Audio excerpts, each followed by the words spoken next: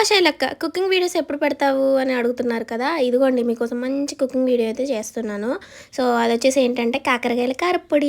నాకైతే చాలా ఇష్టం. సో, నాకు ఫస్ట్ అయితే కాకరకాయలంటే చేదుగుంటాయని అస్సలు తినేదాన్ని కాదు. కానీ ఇలా ట్రై చేసి చూస్తే సూపర్ ఉంటదనమాట టేస్ట్ అయితే. అసలు చేదే ఉండదని చెప్పను. లైట్‌గా చేదుంటది. కాకరకాయలు అనంగా చేదు లేకుండా ఎలా ఉంటది చెప్పండి? ఫస్ట్ అయితే కాకరకాయలని ఒక రోజు ముందే కడిగేసి రౌండ్ షేప్‌లో కట్ చేసేసుకోవాలి. ఫ్యాన్ గాలికి ఆరబెట్టేసుకోవాలి. కాకరకాయ ముక్కలు ఆరిపోయిన తర్వాత ఇప్పుడు ఒక బాండీలో నూనె పోసేసుకొని తడి లేకుండా ఆరబెట్టుకున్న కాకరకాయ ముక్కల్ని ఫ్రై చేసుకోండి. Deep fry.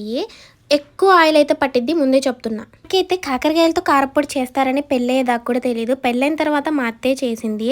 సూపర్ టేస్ట్ ఉంది. నాకు బాగా నచ్చింది. నాకు ఎక్కువగా నాన్ వెజ్ కన్నా పికిల్స్ అంటేనే ఇష్టము. అందులో ఒకటి నిమ్మకాయ పికిల్ అంటే చాలా ఇష్టం. మీ ఇంట్లో ఎవరైనా నిమ్మకాయ పికిల్ పెట్టారా? పెడితే మేము పెట్టా శైలు అని చెప్పండి. అడ్రస్ చెప్తా, సెండ్ చేద్దురు కానీ. ఏదో జోక్గా అనాలేండి. నిజంగా మీరు నిమ్మకాయ పచ్చడి పెట్టుంటే నాకు కామెంట్ సెక్షన్లో షేర్ చేయండి. ఓకేనా?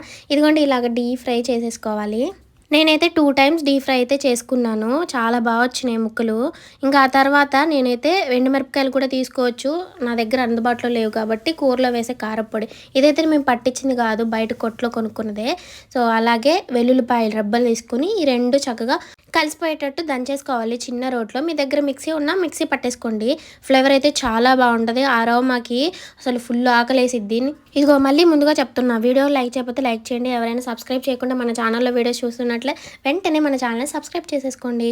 ఇప్పుడైతే తాలింపు పెట్టేసుకుంటున్నాను. అదే వేయించిన బాండీలోనే ఆ ఆయిల్లోనే చక్కగా మనం పోపు దినుసులు వేసేసుకొని జీలకర్ర కూడా వేసేసుకోవాలి.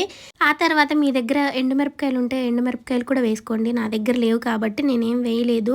అలాగే కరివేపాకు ఫ్రెష్ది ఇప్పుడే చెట్టు దగ్గర నుంచి కోసుకొని వచ్చాను.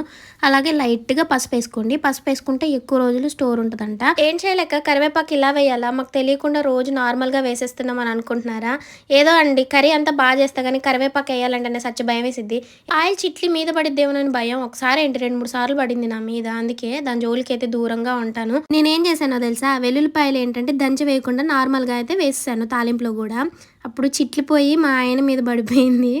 పాపం నేనైతే ఫుల్ నవ్వుకున్నాను. ఇప్పుడైతే మనం నూరు పెట్టుకున్న కారం ఉంది కదా, అది కూడా వేసేసుకోవాలి. ఒక్కసారి ఇలా ట్రై చేసి చూడండి. కాకరకాయలు కారం అంటే ఎగిరిగా అంతేస్తారు. అంత బాగుంటుంది. ఆయిల్ ఎక్కువ పట్టిద్దని చెప్పాను కదా, ఎందుకంటే కాకరకాయ ఫ్రై అవ్వాలంటే ఆయిల్ ఎక్కువగా ఉంటుంది కాబట్టి కొంచెం చేదు కూడా తక్కువగానే ఉంటుంది. అందుకోసం అనేసి నిజంగా నాకు వంటలు వీడియోలు చేయాలంటే మస్తు చికాకేసిద్ది ఫ్రెండ్స్. ఎందుకంటే నేను వంటలు చేసేటప్పుడు ఎట్టట్లో ఎక్స్ప్రెషన్స్ పెడతా ఉంటా. ఆ ఎక్స్ప్రెషన్ చూసి చాలా మంది నవ్వుకుంటారు, ఏం చేయాలి అట్లా పెడతాను అనేసి. అందుకోసమనే నాకు చేయాలనిపించదు. భయం వేసిద్ది వంటలు చేసేటప్పుడు కూడా. ఎందుకంటే ఎక్కడ చిమ్మిచ్చి మీద పడిపోతాయేమో అనేసి. వీడియో నచ్చితే లైక్ చేయండి. Have a nice day. అందరికీ కూడా బాయ్. సబ్స్క్రైబ్ చేయండి.